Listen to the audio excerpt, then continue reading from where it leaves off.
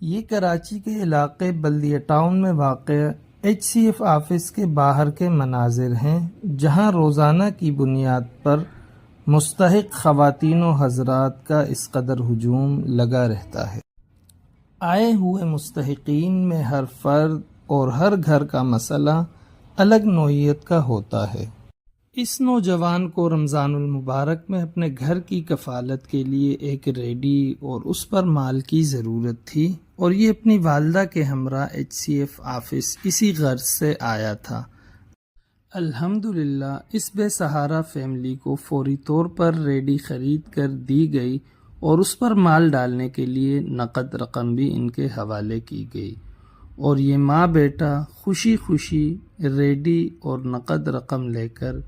اپنے گھر کی جانب روانہ ہوئے، اور یہ سب کچھ ممکن ہوا آپ کے تعاون سے۔